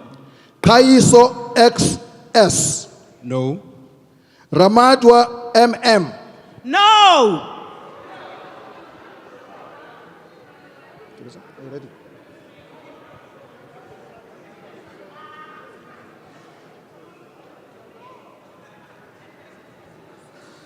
Quintensha.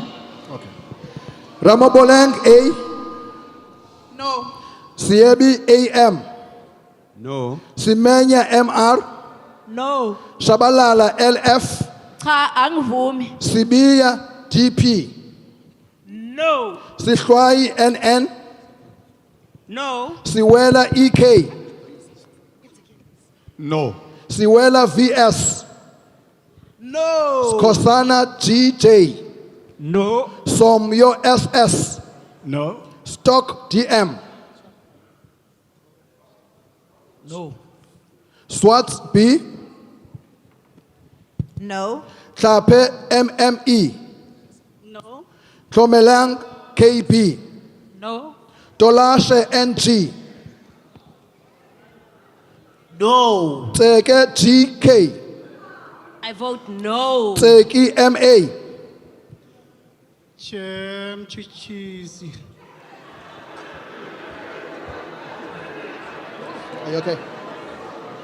Okay. Chabalala J. My name is Shabalala. Is a disciplined force of the left. The answer is no. Chwete B.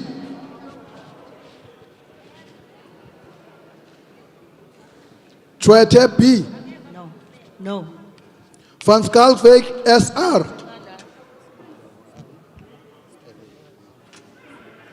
No. Volmarans MJ. No. Taba NV. Absent. Taba VC. No. Taba PP. Kasa FT. No. Tego ST. No. Yabo BS. Nyaya. Got that? You got it? Zibula BT. No. Zondi MA. No. Zuma AS. I vote no. Zungu TRM. No. Zwane MJ. Yeah. Yes.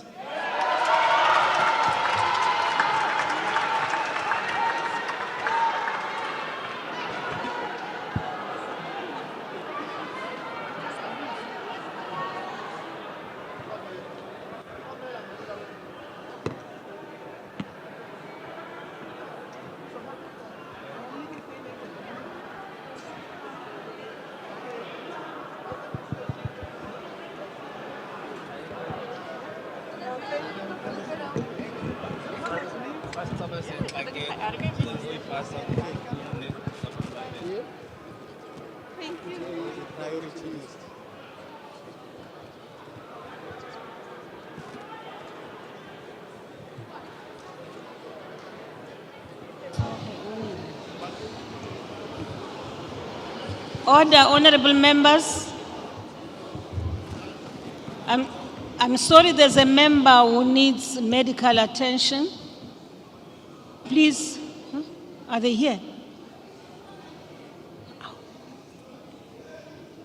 Oh, okay.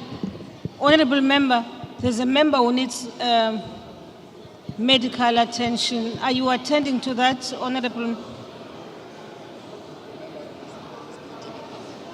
Okay, honorable member, please will you usher her out and then we can find her comfortable space. Honorable Chief Whip, your person there.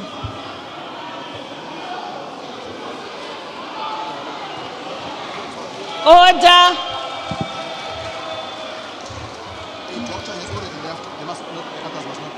Okay, Honorable Jomo. Sorry, there is a doctor who's just gone out, who's attending to the person. Thank you very much. Thank you. Thank you. Please proceed. You may continue.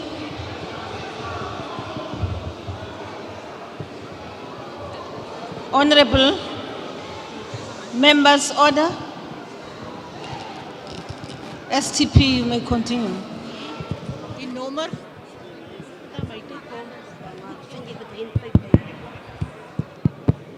Steenhuisen, JH. Thank you, Madam Speaker. I vote yes. Kwahube, S. I vote yes. Lotrit, A. Yes. De Freitas, MSF. I vote yes. Hussein, MH. I vote yes. Bergman, D. I vote yes. George, DT. Yes. Kola, D. I vote yes. Fiber, WF. I vote yes. Mazzoni, NWA.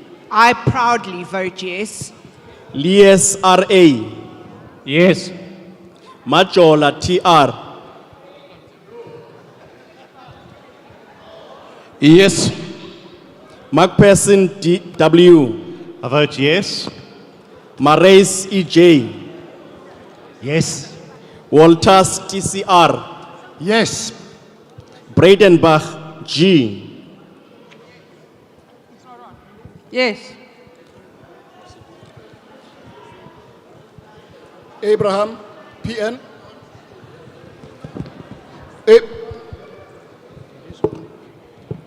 Abraham, PN. Abraham, PN.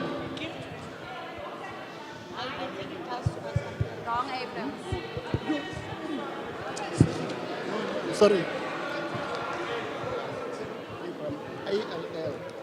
Abraham, ALA. Sorry. Voting yes. Alexander, WR. Yes. Bahrain, M. Yes. Bason, LJ. Bason, LJ. Bason, LJ. Bodlani, T. Yes. Bond, MS. Bond, MS. Brink, C. Yes. Bryant, DW. Yes. Kachalia, GKY. I vote yes. Kado, MJ. Yes. Chetty, M. Chetty, M.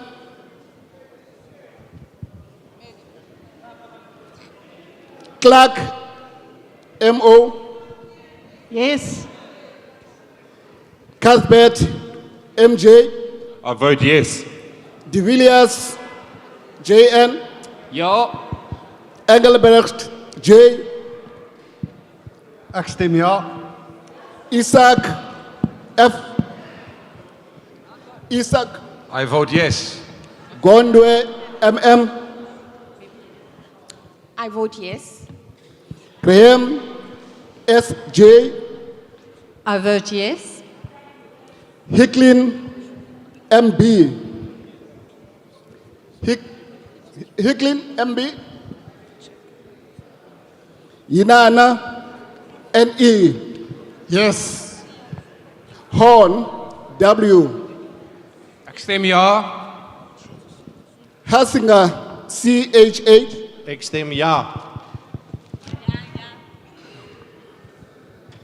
Ismail, H. I vote yes. Joseph, D. Yes. Kakao, KL. It's Chachal. I vote yes. Okay, sorry about that.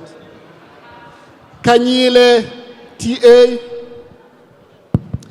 Kanyile, TA. I vote yes.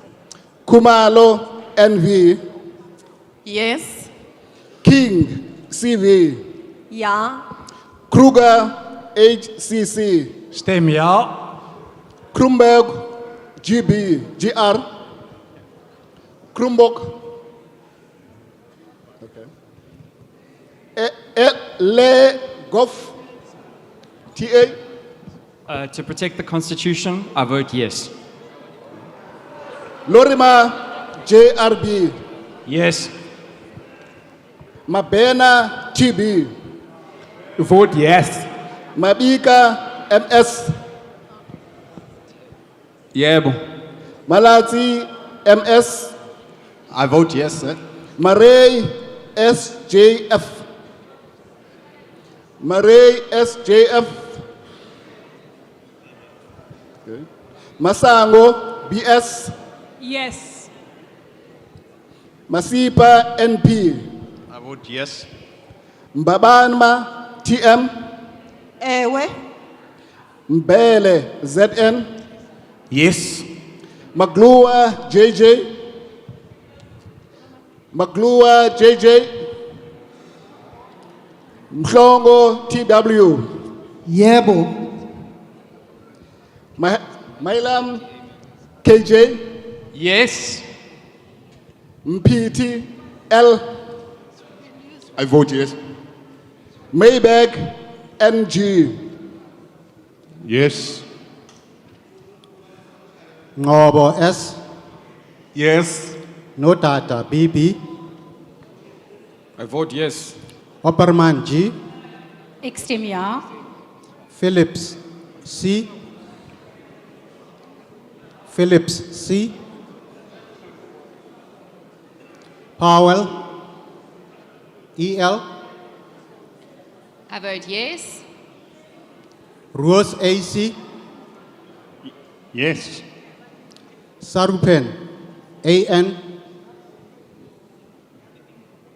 Sarupen, AN. Schreiber, LA. Schreiber, LA. Sichulo, IS. Sharif, NK.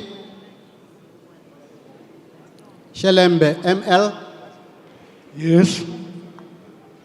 Spies, ERJ. Yes. Sturber, DJ. Ja. Tarabella Machesi, NI. I vote yes. Terblanche, OS. Ja. Van der Waalt, D. Van der Waalt, D. Van Dijk, V. Ja. Van Minen, BM. I vote yes. Van Zeil, AM. Ik stem ja. Weber, AMM. Yes. Whitfield, AG. Yes. Wilson, ER. Yes. Winkler, HS. I vote yes. Malima, JS. Yes. Shibambu, NF. The vote is yes. Mente, NV. I vote yes. Dlamini, MM.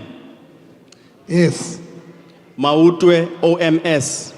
OMC. Yes. Ndlozi MQ. Yes. Mashabela NR. Yes. Mkalipi HO.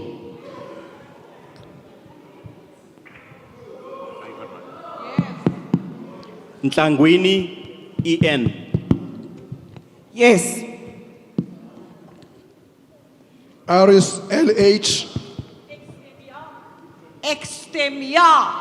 Ceza K. I vote yes. Chabangu MM. Yes, sir. Chirwa NN. I vote yes. Hlonyana KNF. I vote yes. Kaula MS. Siavuma. Komane RN. I vote yes. Langa TM. Yebo. Madlingozi BS. Yes. Madokwe P. Yes, definitely. Mafanya WTI. Yes. Mare P. I vote yes. Matulelwa B. I vote yes. Matias NS. I vote yes. Matumba A. Ndiyatenda. Mkondo CN. Yebo. Mokhale T. I vote yes. Mohlala MR. I vote yes. Mohoto SM. Yes. Motwendi MK. I vote yes. Motsipe CCS. I vote yes. Msane TP. Msane. Mtenjane DF. Mtenjane DF. I vote yes. Noluchungu NJ. Absent. Pambo V.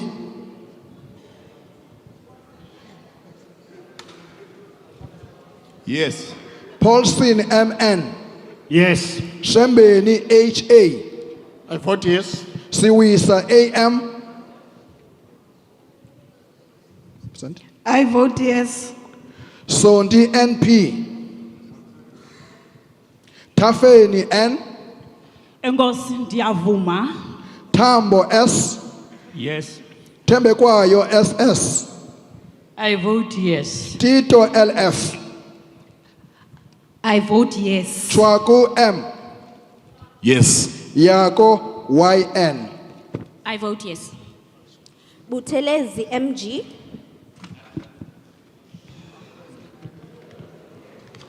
Singh N. Yes. Butelezi EM. I vote yes. Butelezi SA.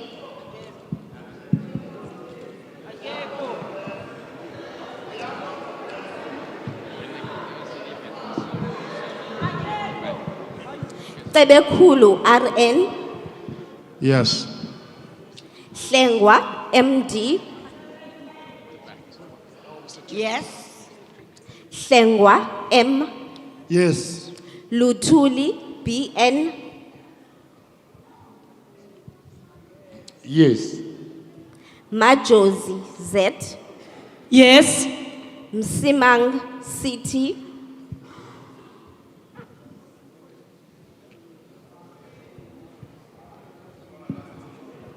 Msimang CT.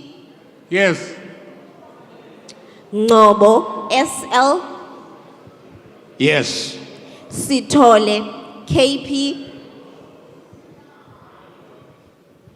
Yes. Van der Merwe LL. Yes, I vote yes. Zondo SS. Siyavuma.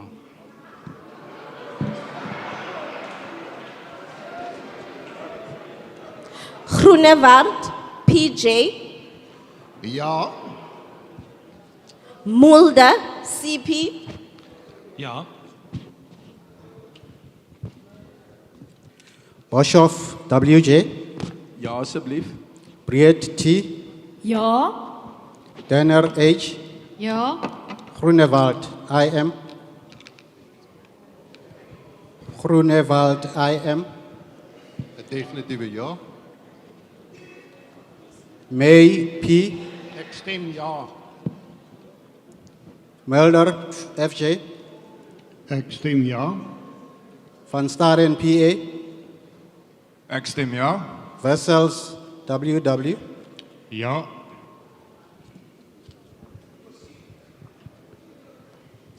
Meshwe, KRJ. Yes. Swart, SN. I vote yes. Sukas, ME. Ja. Thring, WM. YES, yes. Holomisa, BH. Yes to ethics of good governance. Kwangwa, NLS. What's this? Zungula, V.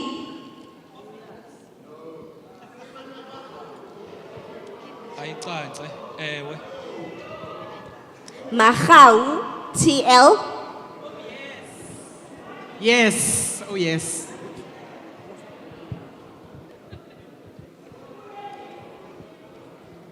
Delil, P. Abstain.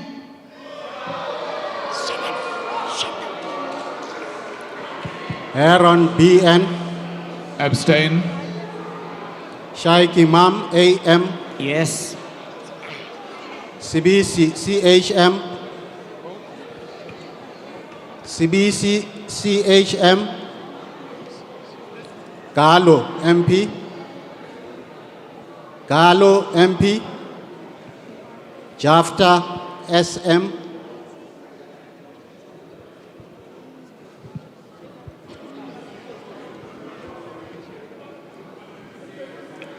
Lekota, MSP. Lekota, MSP. MGP. no, sorry. Matisha, WM. No.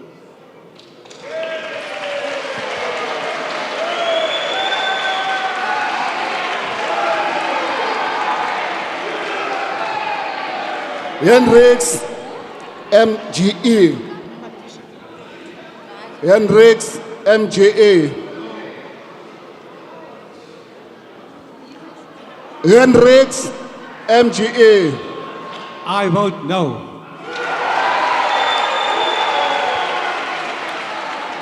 Yonso, M.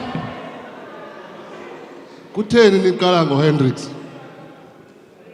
Kutheni niqala ngeAl-Jama-ah? Kudala ndiyicorrectisa le nto. Kutheni? Xolo mhlekazi. Sicela uxolo lo ndawo mhlekazi. Oh. Ndivota yes. That's it.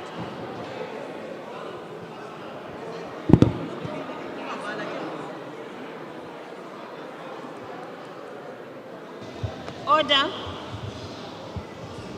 Order. Honorable members, as I indicated earlier, members who remained present but could not, when called, exercise their vote may now raise their hands, after which I will recognize them to indicate their vote. The Secretariat will assist the Chair in this regard, but also those members who may not have voted the way they would have wanted to will now have an opportunity to indicate. Order. Okay.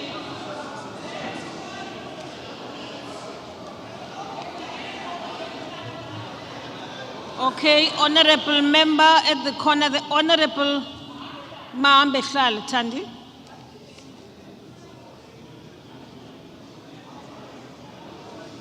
Honorable Maambe Hlale.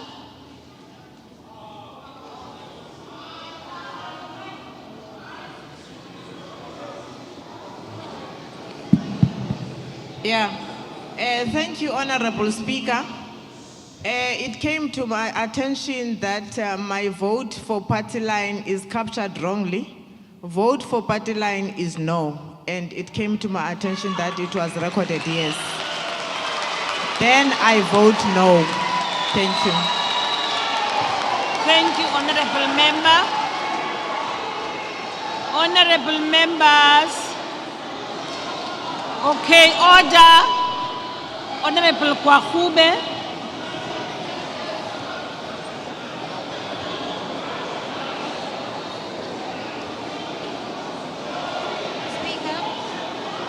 Order, honorable members. Speaker, the process for the guidelines which have been published by the House do not make any provision for members of this House to change their vote once their vote has been cast. It goes against every single thing that we have said about calling a roll call vote, and it delegitimizes this process. This cannot be the case. Thank you, Honorable Kwahube. If I may finish, is there any other member who was not recognized or who didn't hear his or her name?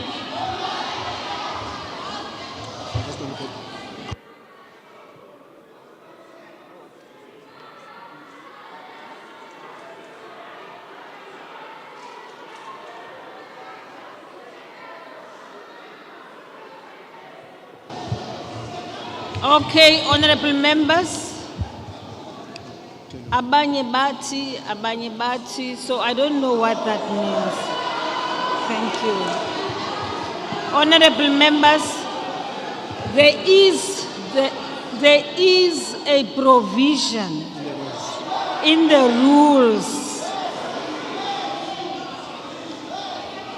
Ntongo, wait, wait.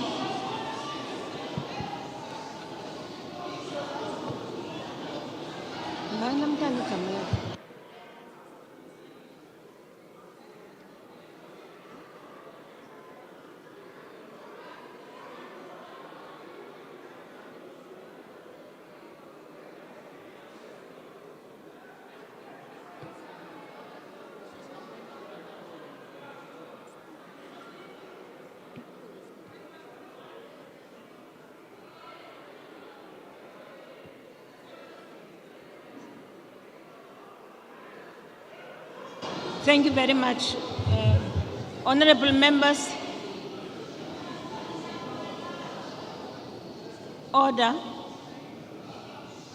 Honorable members, in terms of the rules, the voting procedure is not yet closed. And it is for that reason, honorable members, that I asked if there is anyone who may have I'm unable to say honorable who. It's you I've been pointing at actually. And you know who.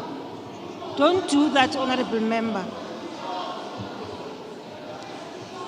In any event, even in the case of electronic voting, honorable members, usually whips are requested to scrutinize. Right? Yes, honorable members. Yes, honorable members. Mr. Klaso, will you please help me? The presiding, my colleagues are very far from me, so they can't help me. Okay, I'll recognize your hand.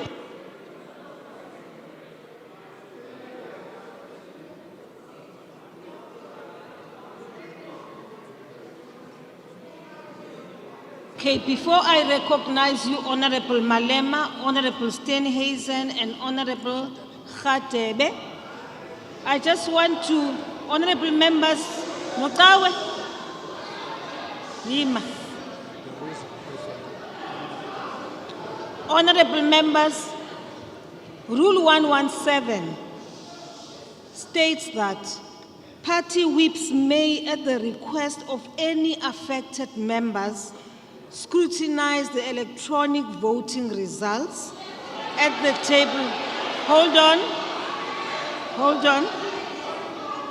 Under their signature, make limited corrections, provided the corrections so made do not affect the result of the division. Thank you, honorable members. Honorable Malema. Honorable Speaker, I think we were proceeding on a very wrong footing. I think to call for those who have not voted because they were missed for whatever reason, it's correct.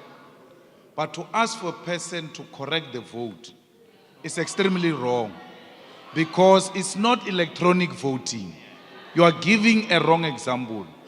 Because another example I can give is that once I voted and I put a ballot paper in a ballot box, I can't come back and say I want to correct that which I've done.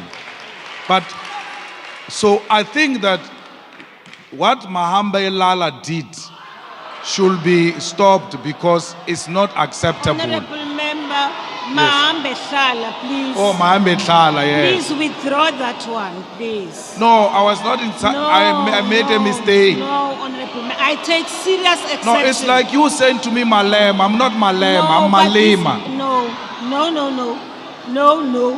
As a woman, I take serious exception to that kind of mistake. Okay, I withdraw. Yes, thank you. Now, it is wrong to say a person can correct a vote. It's actually intimidating to say once you have voted and then you say to us, are you sure you don't want to correct your vote?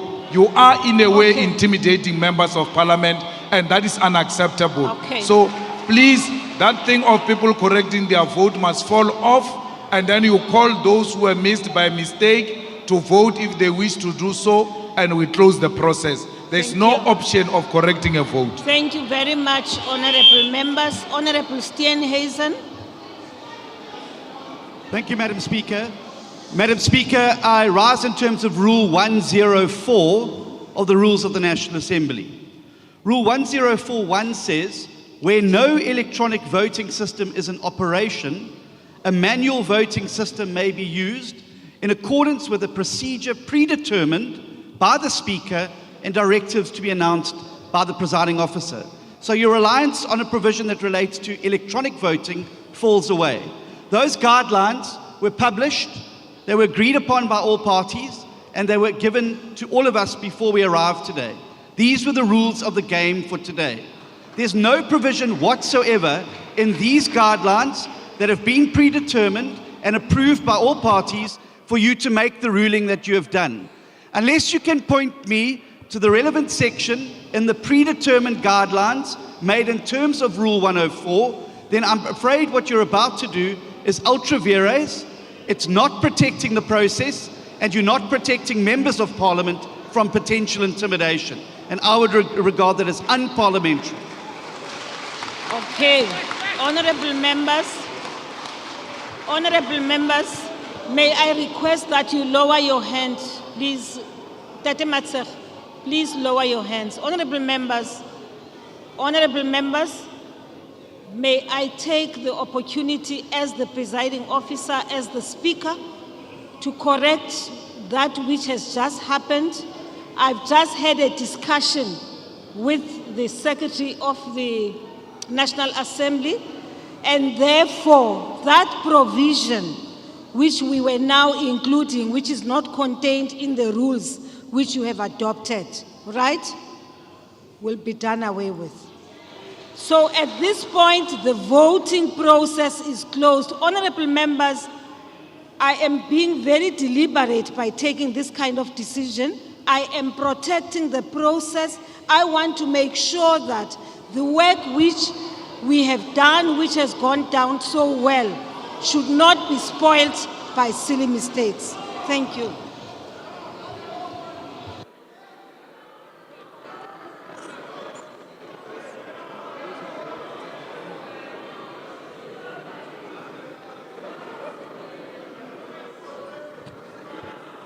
What is that point of order for?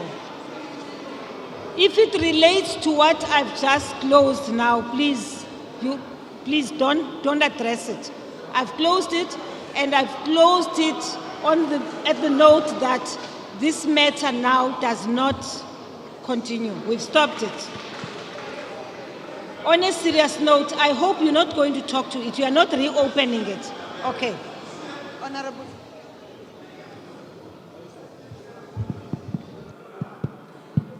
Honorable Speaker, there's a matter that was raised by the opposition which needs to be corrected, though you have ruled. The table never called for the reopening of the voting. You called for people who had not voted. So it must be recorded that you, as the Speaker, had not violated any rules. You called for those who were excluded. You never called for the reopening of the vote. Okay, honorable members, thank you very much. Honorable members,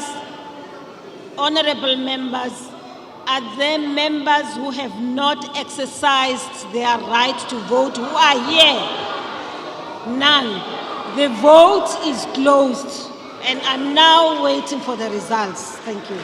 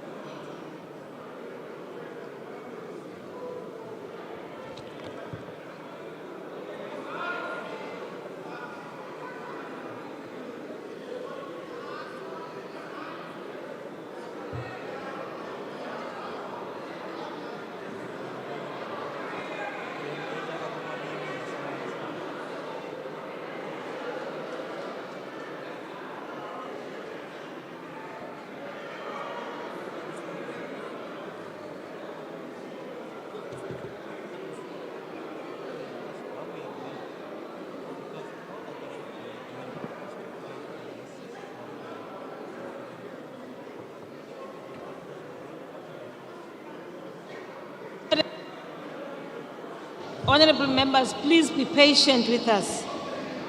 People are still checking just to make sure that we give you the right numbers. I know people are rushing for their flights, but please bear with us. Thank you.